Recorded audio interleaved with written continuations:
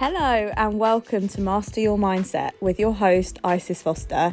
This is the place to be for anyone who is on a personal development journey. I will be sharing with you my own mindset hacks and personal past experiences. Please subscribe and share if you enjoy what I'm about to share with you and you've taken value from it. You never know who may need to hear it. So excited to introduce you to this week's guest because this woman is absolutely obsessed with helping women create more freedom, inner strength and confidence to step away from their 9-to-5 and into creating a business where there are no limits on the income levels. She is on a mission to help women realise that there are so many possibilities and options available to them with the help of a mobile phone and laptop to be the CEO of their own business and live the life that they maybe had never even thought was possible. So without no further ado, I am so excited to introduce you to the amazing Helen Williams. Hi Isis, so great to be here. Thank you. You're so welcome. So, you have had such an incredible journey. Can you just start off by telling us a little bit about that journey? Absolutely, yeah. So it has been incredible. I think it's really, to get to this point, I'm so happy to literally be in this position because, I've going back to kind of like school days almost, like I left school early, so I haven't really got a formal education. I kind of dropped out of my A-levels because I just didn't like school at all. So I kind of fell into an admin job after that, and then I worked my way up, just really being in the right place at the right time, worked my way up to project manager and up to senior project manager, and my career just kind of like grew organically. But I do think it was just because I smile a lot, I'm polite, I'm helpful, so I think it was a lot down to that. Obviously I didn't have an education. A lot of the time they wanted a degree and things, and I managed to navigate around not having any education. But the thing was, I was kind of doing well in my career, but I was really unhappy. Like, I never knew what I wanted to do, ever.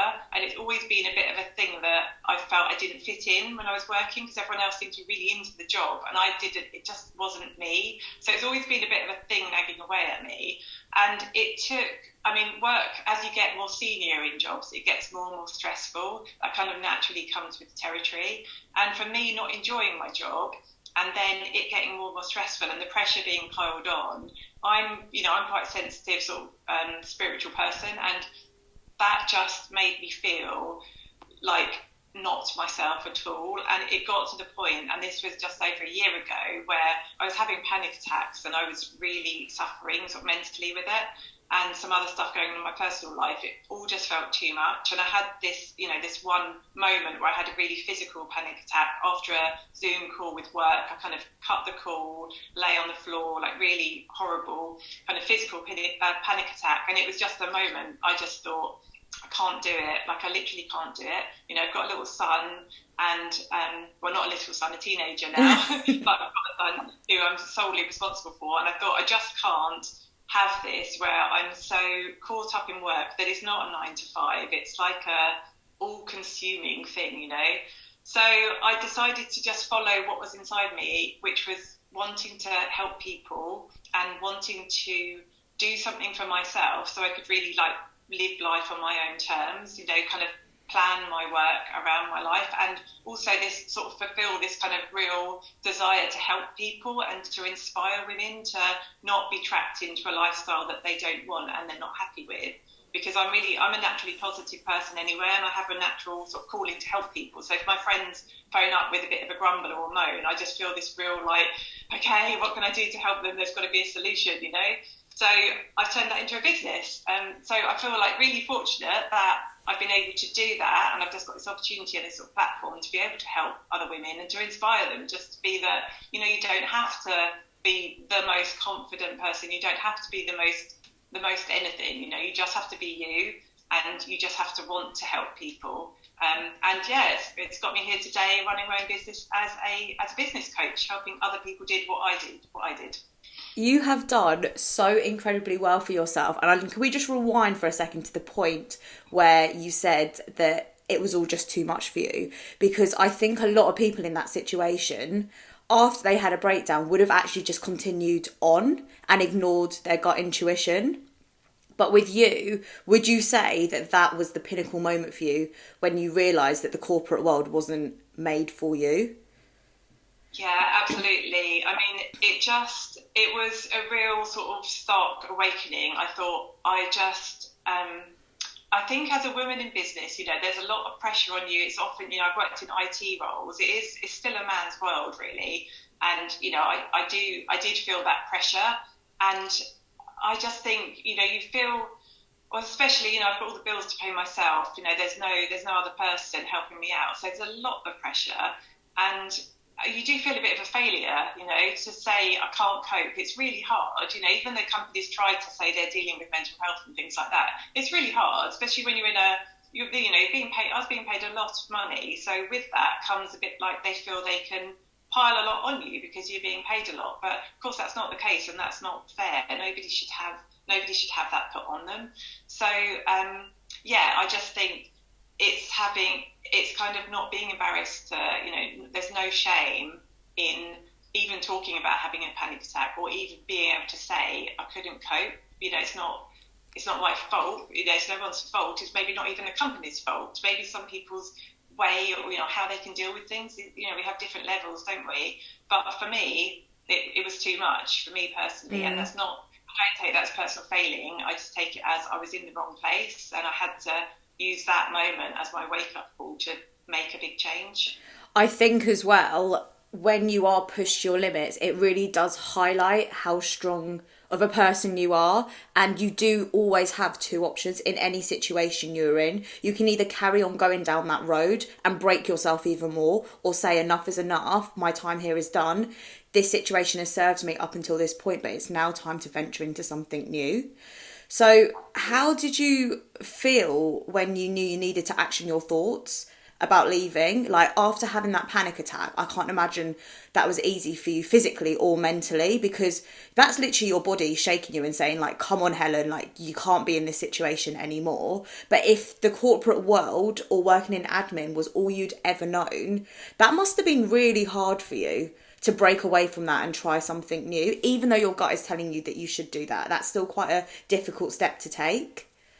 Yeah, it was really hard, and it's also very hard when you're used to living a life where you've literally got a call at 9 o'clock, another one at 9:30, then at 10:30, then people have booked in meetings throughout your lunch break. Having that, it took me ages to get out of the habit. Even now, sometimes I think, oh my God, what, have I got a 10 o'clock call? Or, do you know what I mean? It's this constant thing, or was I meant to, is there a deadline I'm meant to be doing, So some days, when, like yesterday, I had a day off, like with my boyfriend, and we just had a complete day just being, together. It's quite a new relationship, so we're just in that lovely stage. And it's so nice just to have that freedom where you're not at the beck and call of somebody else, and you can schedule things around your life. So you're really having the opportunity to actually live your life, rather than just worrying about the next meeting, worrying about, even at the weekend in a stressful corporate role, you're worrying about next week. You're making sure you're ready for it,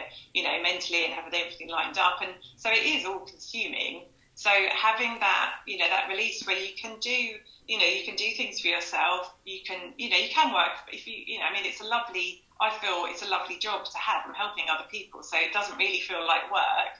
But also client calls, you're giving a lot of yourself to them. So it is really important that you have the time for yourself as well. 100%. And I do think within the coaching industry as well, you have to give a lot of your energy to your clients, but it's a different kind of energy, because you know that person that you're on a call with is going to get off that call and feel 100 times better than they did prior to being on that call. Whereas I've never had a corporate job. I've always worked within like the private sector, but I can only imagine that when you go on Zoom calls and there's like 50 people on the screen and you've got to chip in every now and then, and it's not something you're particularly passionate about, like that's a different kind of energy drain, because you have to pretend that you're interested and you still have to show up for it and you still have to be physically present, but you're not interested in it. And everyone's probably feeling the same way, just drained and just feeling like they're going through the motions in that. Like, coaching calls are so different to any other kind of Zoom call, because the person on the other end is going to be so grateful that you've shared your energy with them.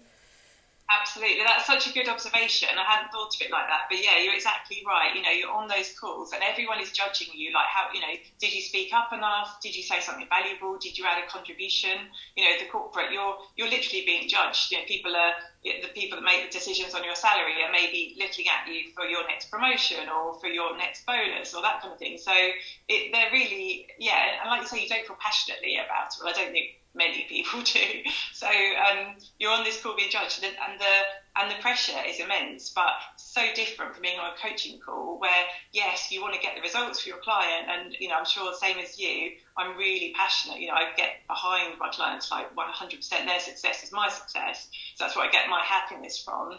But it's completely different. It's kind of draining in a little way because you are giving so much for yourself, but the pleasure, just massively outweighs anything, doesn't it? So absolutely. And I know that you said that when you worked in the corporate world, you were on this incredible salary.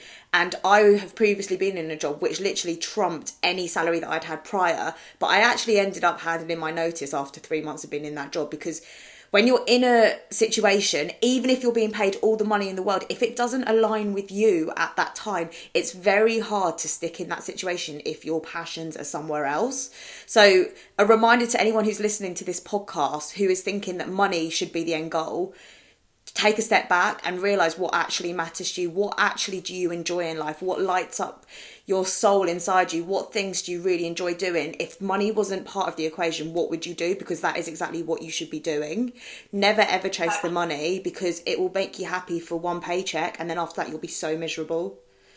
Yeah, it's exactly right. And there is money. That's the thing. You might think, I'd heard it before. People have said, just do what you love and the money will follow. And I couldn't really understand it, because I thought, well, what do I love? I've been through loads of soul searching, trying to understand more about myself. That's kind of taken me to this position as well. But it really is worth doing that kind of thing. Like I love helping someone. Well, I wouldn't have even thought that was something I knew that there were coaches and life coaches and business coaches, but me thinking, well, I just like helping people and I'm a really good friend, I hadn't really equated the two. I hadn't really thought, oh, that could be a business coach. I could help. Well, I've set up my own business. I could show someone else to do that. I hadn't put the two together for a long, long time. So it really is thinking about what you love and like what your friends ask you about and what you get excited talking about and what doesn't drain your energy, what lights you up. It's that kind of thing that will lead you to that. Because you can make a business out of really literally anything, can't you? Yeah. You have to think you just have to think like, what advice do my friends come to me for? Because that is the business which I could scale. Like, I know that you're the same in this situation. I'm always the friend that my people around me will come to for advice on relationships, on fitness, on mental health, on how to stay positive. And I'm like, all those things could be incorporated into one business, and I can actually help so many other people do that, because I've always been that person that people around me will come to for advice. Yeah, which is great, isn't it? And again, it's one of those things you might not realise it, until, so maybe whoever's listening to this, that is a really powerful message. You may not realise the things that you know that other people don't know, or that you're just naturally good at. I think when you're naturally good at things, you don't appreciate that other people aren't as well, Yeah, I'm with you on that one. Everyone always says to me, oh, you're so positive. Like, you always give the best advice. And I never really think about it until I sit down and I'm like, I haven't felt the way that they're feeling before. And you do take your mindset. I think when you've got a solid, secure mindset, you do kind of take that for granted, because you don't ever imagine not thinking in that way until you start working with clients whose mindsets are nowhere near where yours is. So it's amazing as a coach to be able to build someone's mindset up to where yours is. But also for anyone who is struggling with their mindset, there are paths that you can take and ways that you can improve that. Definitely, yeah. I put a positive spin on everything. So if something doesn't work out the way I want it to, I will never let that, I won't let that spiral into anything bad. I'll just know that it happened for a reason and something better is coming, because, you've got nothing to lose by thinking that way, because, some people, they don't want to sort of positive think too much because they think they're setting themselves up for a fall, Yeah. Like if you taken an exam or something, and it's like, someone says, "Oh, think positively about the outcome." They're like, "Oh, but I don't want to, because if I failed, I'm going to feel like 10 times worse." It's like, but you're in control of how you feel at that outcome. So, imagine the positive outcome, and if it wasn't a positive outcome, then just look at, maybe it wasn't the right timing. Maybe you did actually need to study more. Maybe there was some more you'll get out of taking it again. The timing is there. It's just trying to reframe everything, isn't it? Because there's no point in, you're making your life much harder by looking for the bad in every situation. Yeah, I completely agree with you. And I think that's a really good example of taking exams for people who are at school who may be potentially listening to this podcast. If you're doing an exam and you're literally setting yourself up to fail by saying, I'm not going to do well, and you think subconsciously that's a good way to think about it, just in case you do fail so you won't feel bad, you're almost manifesting that to the universe, that you don't want to pass, and all you're saying is, I'm going to fail, I'm going to fail, I'm going to fail. And what do you think is going to happen at the end of it? And I promise you now, you're not going to feel any better if you do fail, because you've told yourself you're going to fail. Yeah, you're not winning. That's it. You're not winning it. I told you I was going to fail. I mean, you hear people say that, don't you? It's like, I told you I was going to fail that. I told you I wouldn't get that job. And it's like, you're not going to feel any better. You haven't won a competition with yourself. It's just an ego thing. I think a lot of people will say that they expected a bad result, or they knew something bad was going to happen to them, because it's a trip on their ego. Your ego gets bruised when things don't work out the way that you wanted to. But also, you're doing a disservice to yourself if you're setting yourself up to potentially fail a situation. So there's always two ways you can look at any situation in life. You can either have a positive outlook or have a negative outlook. Either way, the situation is always going to be what it's going to be, whether or not you tell yourself it's going to be good or bad. So why not tell yourself it's going to be good? And if it comes out bad, you can learn for next time. Yeah, and nobody that really cares about you deeply is going to judge you. And I think that's another thing people think, if I say I'm going to pass that test and I don't, people are going to be, oh God, she had all that confidence and now she's failed. If they're those kind of people, they're not your friends, and they shouldn't be people you have in your circle anyway. So, let them say what they're going to say and don't associate with them. I think that's another key thing, is to really pick who you have in your close circle around you. Because if you're overthinking what people are thinking about you, what they're going to say about you, they're not your friends, and they shouldn't be in your sort of circle of influence. So if you're with positive people, if you said you were going to pass something and you didn't, people that care about you, they're going to be there to support you, and they're going to help pick you up and help you, what can we do now? What can we, what's the outcome? How can we move on from this? And that's the people you want to have with you. I do think as you get older, it gets easier to notice the people that are good in your inner circle and people that aren't so good. Because I can definitely remember being in school and just wanting to have 1,000,001 friends. I wanted everybody to like me. And looking back now, it is kind of sad, because you watch films and you want to be the popular kid, but at the same time there were so many people that I wanted to be friends with that was so bad for me, to the point they would put me down, but because I wanted them to be my friend, I'd just stick around for it. Whereas now I've literally got, I'd say, 5 really good friends, and I couldn't care about the rest. I've got 5 friends who are my best friends, whose opinions really do matter to me. And that's about it. You don't need 1,000,001 friends. You just need a secure inner circle to support you. Yeah, exactly. And it doesn't. And I think also it's important to say that you don't have to make enemies along the way. If you say that people aren't, they're not your close circle of friends, it doesn't mean you have to go and tell the rest to get lost or offend anybody. Yeah, no. In the street, you just wouldn't. If they say, "Do you want to go out for dinner or do you want to go out for a drink?" You just say, "No, I'm good, thanks. I'm busy. I don't know, find a way out of it." Yeah, I'm not down for that today, thanks. Just don't choose to spend your time with those people. Yeah. But you have to have, the drama or enemies or anything like that. It's just about choosing the positive people close to you. I think it reflects on your growth as well, because I remember a point in my life, probably about not so long ago, 5 years ago, where I would say yes to everything. The thought of missing out on drinks or going to a club or going for a brunch, that terrified me, because I was like, what if they have literally the best day of their lives and I'm not there? But then I think something flicked inside me where I was like, the feeling that I feel when I'm really hungover after going to some of those events, is that really worth it for the 2 hours of drinking? Yeah. And I think as well, like, it is very easy to say yes to things. Like, I've always been a yes person, but then when I started coaching, that kind of outweighed the party like lifestyle. I don't know if you've ever been through anything similar where the long term effects of what you're doing actually outweigh the short term. Definitely. Yeah, I mean, with drinking, so I don't drink at all anymore, and just purely because I was doing it for so long. I mean, I started drinking, I mean, not heavily, but when I was like 15 or something, you know. We all did in the parks with Strongbow bottles and stuff. Exactly. Yeah, all part of what made us women we are today, but character building. But yeah, so I've never, I haven't got any sort of alcoholic problems, anything like that.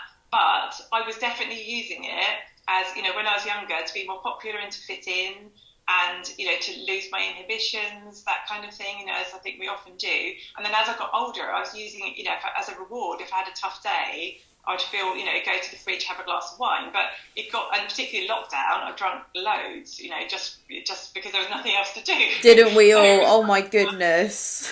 Yeah, awful. I mean, we got through like awful amounts of alcohol, but I think you get to the point where it doesn't make you feel any better, and it was making me feel worse. And I was even having a drink, and it wasn't even taking the edge off anymore. So I was thinking, what is the point? And I was feeling tired about like 7:30 in the evening. I was just feeling really dozy because of having a drink. And then the next morning, I was feeling cloudy in the mornings, and I just thought, well, hang on, why am I doing this now? It's just I don't know why I'm doing it anymore. I think it's just a repetitive cycle. Like, you do it almost as a creature of habit because that's what you're used to doing. It gets to Friday, and what does everyone do on a Friday? Have a drink. What's everyone doing on social media? Drinking. What do people do in films when they get stressed? Have a drink, go to the bar. So you do it, but then when you snap out of it, like, this is not me, by the way, saying I'm never going to drink again. I'm just limiting how much I drink now because it doesn't actually make me feel good. Like, on occasions I'll drink, but other than that, I would actually rather wake up with no hangover.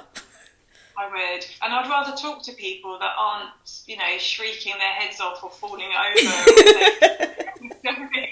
I would rather spend my time with people that are sober. And again, I'm not like a massive anti-alcohol thing or whatever. It's just a personal choice. I just know that I'm sharper, happier.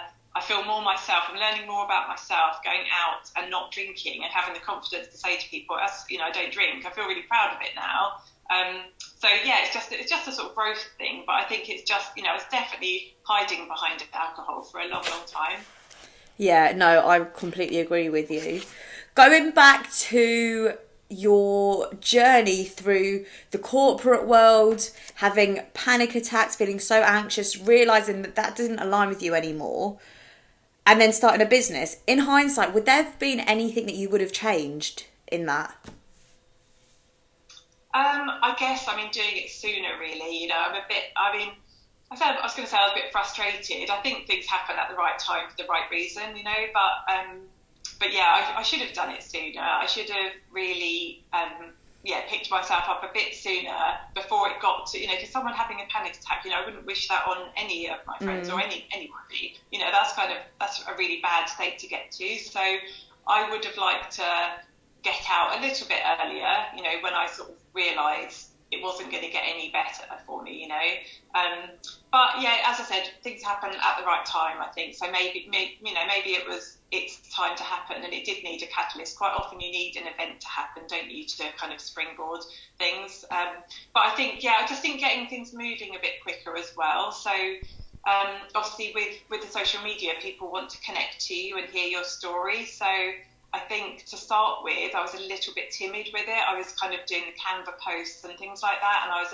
a little bit anxious about kind of getting my face out there or talking. I think that's probably a similar thing to what a lot of people have, but just really launching yourself, having the confidence to just show up and not worrying so much about what people are going to think about you, because the people that like you and want to work with you will like you and want to work with you, and the people that look at you and don't like your hair or don't like your voice or whatever, they're not your people. They'll go and find another coach, that's fine. We'll gravitate towards different things. So it's letting go of that that worry, isn't it, about being judged. I think just trying to do that sooner. Yeah. What advice would you give to anyone who's listening to this podcast today who is currently working a job which doesn't align with them, and either they know what they want to do or they don't want to know? They don't know what they want to do. They don't want to know. They don't know what they want to do, but they know that they need to remove themselves from their current situation. What advice would you give to them, Helen?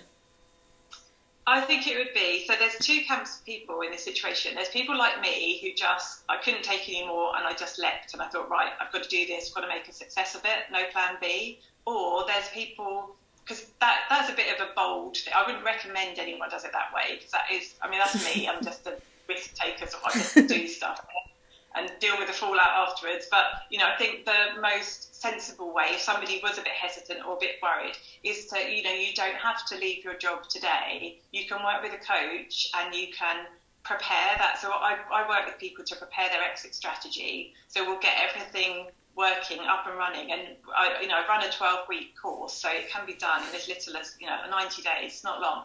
Get everything up and running to the point when you can feel safe enough to hand your notice in. So it's planned, so you don't feel, oh my God, I'm not happy, I'm going to have to leave my business and I'm not going to have money for my bills and my rent, just take all that off your shoulders. It doesn't have to be that way. There's much easier ways of doing it. You can build it all up it doesn't have to take a lot of time either. There's ways of doing things, so you can lay all the foundations until you think, okay, yeah, I can see it's going to work, I can see how it's going to work, and you can hand your notice in, and then you can just be thinking, amazing, this, I can see it, and this is the future for me, and you can feel really happy in doing that and just relieve all the stress of it, so that would be my advice, to start doing it whilst you're still in your job, so you don't get that awful sort of panic. You don't want to put any more pressure on. You're coming out of a sort of pressure situation, you don't want to put any more pressure on yourself.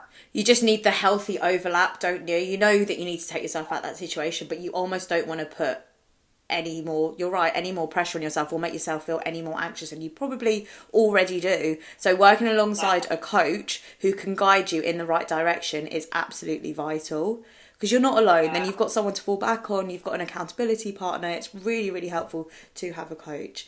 Helen, you have been absolutely amazing. Thank you so much for coming onto the podcast. Would you mind letting our listeners know where they can find you on social media? Absolutely, thank you. So I'm on Instagram mainly. I am on Facebook as well and LinkedIn, but Instagram is my main home at the moment. So my tag is at heyhelenwilliams, so HEY and then Helen Williams.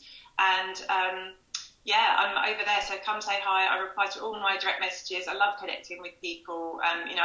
Happy to give out loads of free advice, help, support, anything that you want. I've got lots of things going on. I've got this 12-week program, which is proving really popular, and it's a really high-touch program as well. So you really get my eyes, someone that's done it all themselves already, you're getting my eyes over everything that you do. So if you want to know any more about that, then drop me a line. But yeah, just love connecting with people. It's what it's all about. So yeah. Amazing. Thank you so much, Helen. Thank you. Thanks, Isis. That was great. Bye.